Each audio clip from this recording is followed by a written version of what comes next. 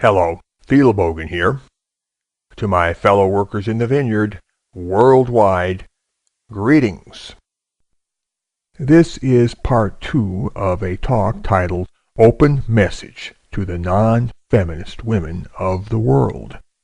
At the conclusion of part 1, I made the point that men are free to speak their minds harshly about women, and that I have no duty to correct them, but only to advise them in a political capacity that their rhetorical discipline could stand improvement.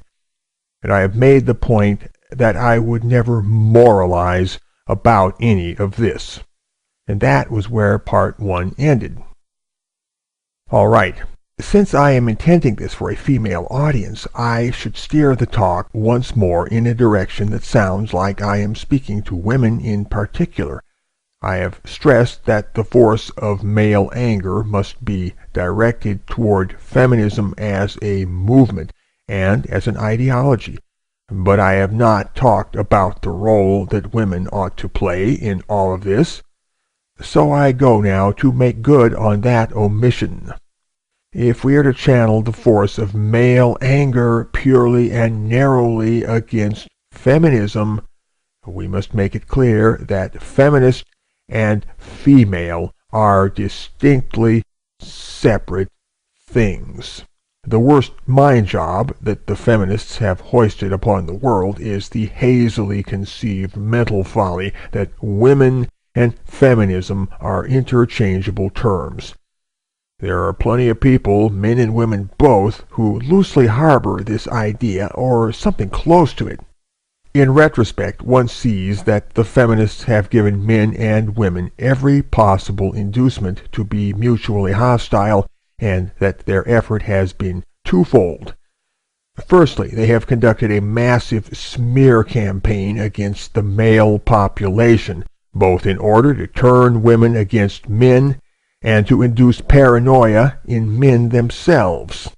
Secondly, they have procured advantages and special considerations for women while failing to hold women morally accountable in their new powers and freedoms. The synergism of these factors is deadly.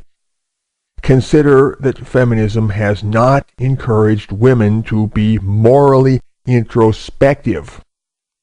Quite the contrary. The expression, "You go, girl," best epitomizes the character of feminist instruction to women. You will hear next to nothing on the theme of "You whoa, girl." As a study in contrast, such phrases as "stand by your man" or "do right by your man" are known to flow from the mouths of traditional conservative women. Their attitude is the sinews of civilization, by which I mean that it binds civilization together. It is not, however, what feminism encourages. Indeed, feminism has absolutely no reason to encourage the growth of moral intelligence among women at large, and every reason to encourage the opposite, and to blame men for the social dysfunctionality which follows. And feminism's void of edifying discourse melds seamlessly with the human proclivity to be lazy and venal. This proclivity is common to both men and women, but here the tendency is one-sidedly encouraged among the female population. Women are led to believe they can do no wrong, while men are potentially subjected to an adverse construction or negative transvaluation of any word or deed. It is small wonder, therefore, that a lot of men look at women in the aggregate and see an undifferentiated mass of complicit sheep at best, and feministically minded man-haters at worst. This makes a ripe breeding ground for misogynistic feeling. It generates a set of conditions that virtually guarantee the growth of such feeling. And under such conditions, you would ask too much to ask otherwise. Yes, under certain conditions, mildew will grow. Likewise, under certain conditions, misogyny will grow. Given the necessary conditions, both outcomes are predictable. remove the conditions, and the outcomes are evitable. Truly, there are many ways that a male person might learn quite rationally and justifiably within his own lights to distrust women, and from distrusting them to travel the slippery slope into the valley of still darker feelings. And so it ought to be our rational concern as a society to starve the process that would cause any man, or men generally, to evolve in such a way. But to teach women that they are not morally accountable to men can only stoke this boiler on a grand scale. And that is precisely what feminism does. The growth of ill feeling toward women is bound to occur if men perceive women in general to be acquiescent toward feminism and toward anti-male politics. And if female supremacist plans continue to unfold, as they appear set to do, this effect can only be the worse and can only accelerate as time goes on. Similarly, the growing political enlightenment of men about the nature of feminism can only undermine its own purpose if a corresponding enlightenment in tandem does not take place among women. The political enlightenment of women is imperative, because the absence of such a thing would only validate men's worst suspicions about women, and from this the alleged interchangeability of female and feminist would appear, in their minds, to be confirmed. To sum up, a political awakening of women about the nature of feminism must occur alongside the political awakening of men. For if it does not occur, then politically awakened men will conclude that most women are feminist by nature, and therefore as much the enemy as feminism itself. At that point, the death of the social contract will become impossible to ignore, and the objective conditions will spiral from bad to worse. Therefore, women must be brought on board as aggressive agitators against feminism. You see, the political awakening is merely the first step. They must also get loud about it. If overwhelming complicit silence from women is the only thing which men at the political vanguard believe themselves to be hearing, then in the long term they will feel justified in drawing unfavorable conclusions about the female population as a whole. And if that happens, only two significant outcomes may be predicted. The first is that civilization will collapse and a general pandemonium will follow in which women will fare worse than presently. The second is that men will act decisively to reclaim masculine power and prerogative before civilization collapses, but with a permanently soured and wised-up view of women. And again, women will fare the worse for it. You would think that any feminist would be keen to avoid either of the two scenarios sketched above. Yet, knowing them as I do, I would anticipate no support and no receptive hearing from any feminist for anything at all which I have stated. On the contrary, to speak in such a vein will set me, as I am only too well aware, in a politically troublesome light.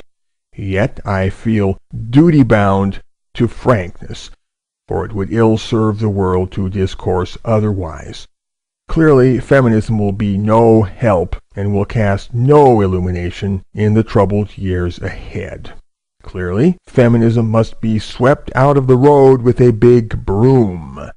We are all working together on that cleanup crew: men, women, MRAs, masculists, masculinists, activists, lobbyists, and non-feminists of every description in every part of the world. But I have suggested that women especially have a critical part in all of this, and the remainder of this talk will build purposefully, step by step, toward the role that women can or should play in the non-feminist revolution that is now gathering force around the planet. I would remind the women who are presently listening to these words to reflect upon what they stand to gain or to lose. This is not about men. It is about all of us. And if you're a woman, then all of us means you, if it means anything whatsoever.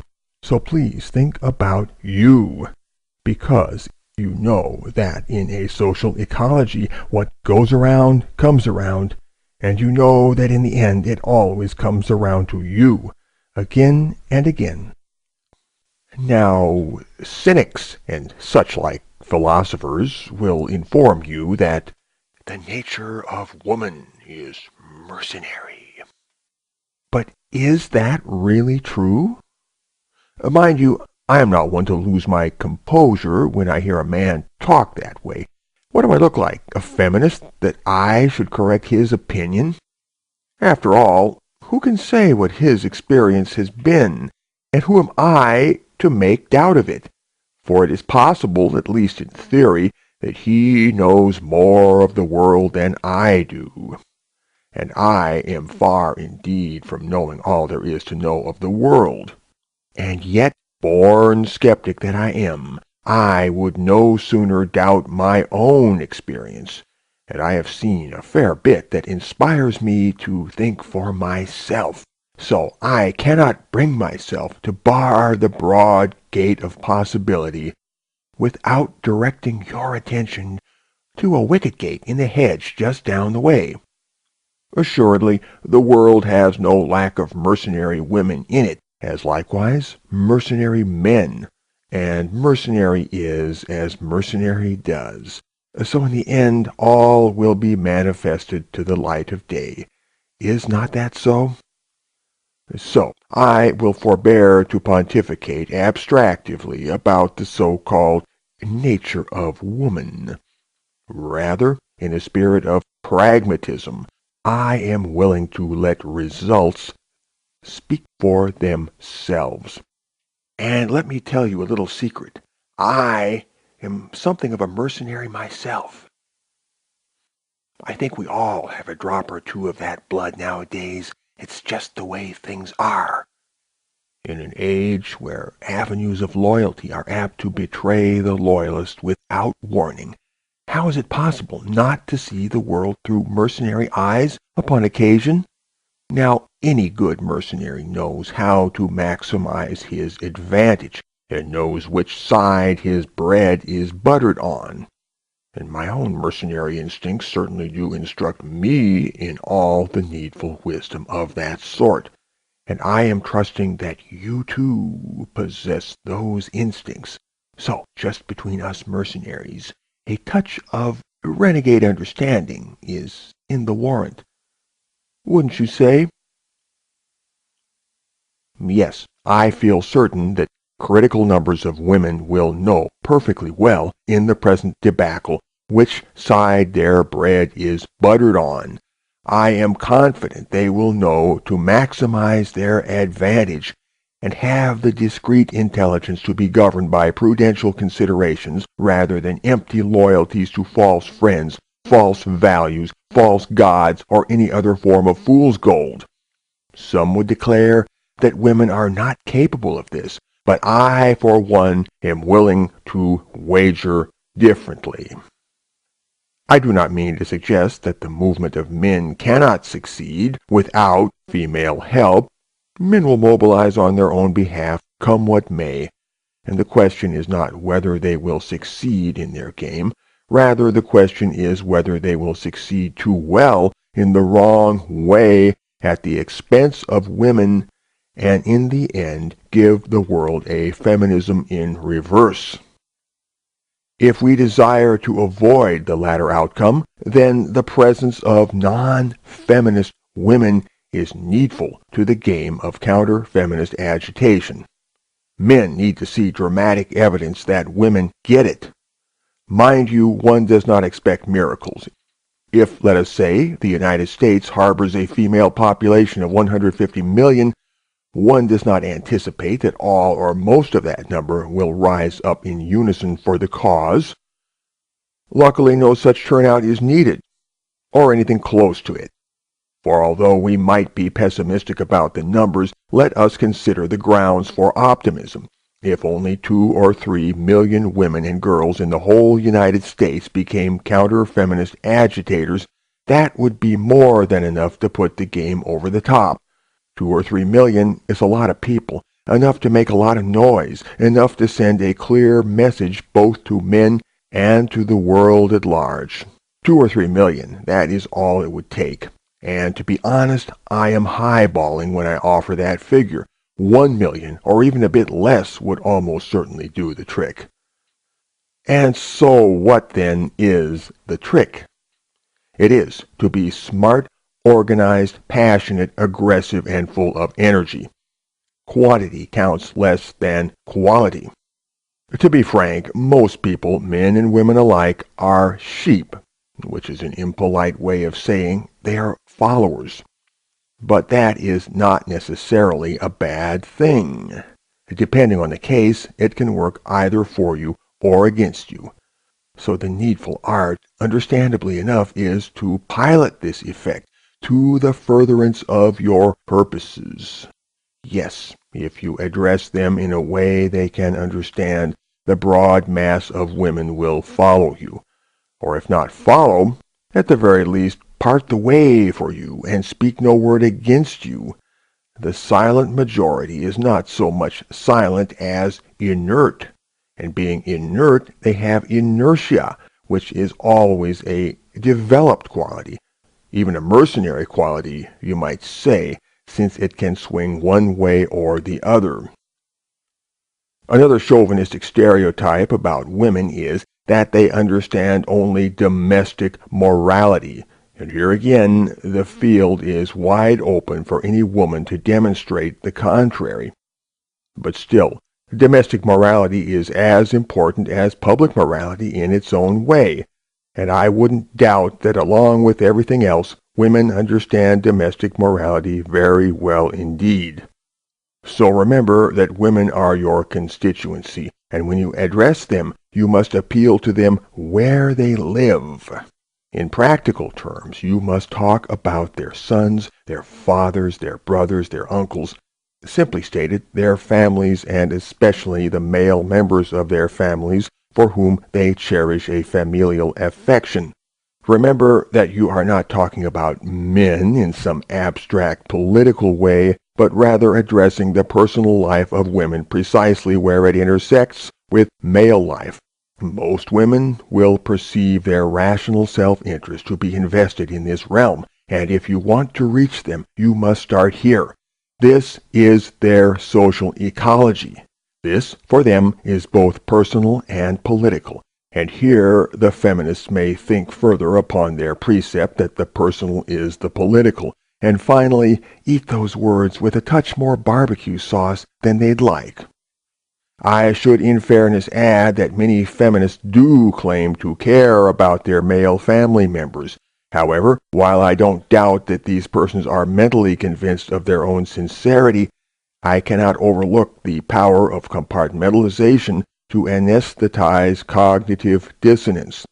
The only way such a feminist can pretend to care about male family members in the teeth of feminist depredation toward men generally is to grow a flat spot in her brain which effectively blocks or filters out the mismatch between her fine sense of domestic morality on the one side and her blazing stupidity about public morality on the other.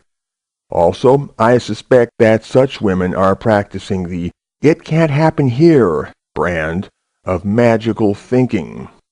I would gladly wager that non-feminist women are not burdened by such mental deficiencies as sketched above, that they understand perfectly well how events in the public sphere can generate grievous consequences in the domestic sphere, and that they will apportion their care and concern in a manner befitting their intelligence.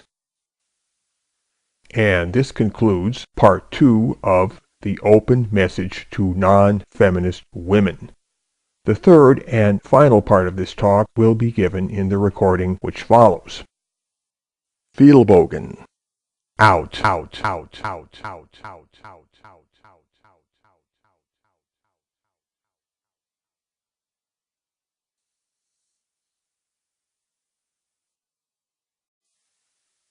Hello, Thielbogen here. To my fellow workers in the vineyard, worldwide, greetings.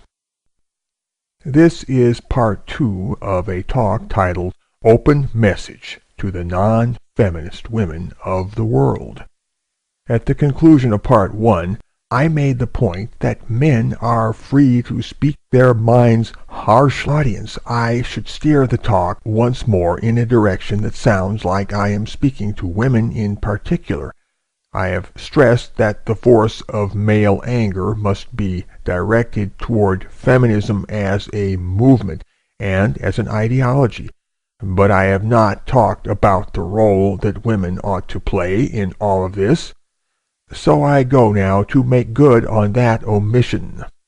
If we are to channel the force of male anger purely and narrowly against feminism, we must make it clear that feminist and female are distinctly separate things.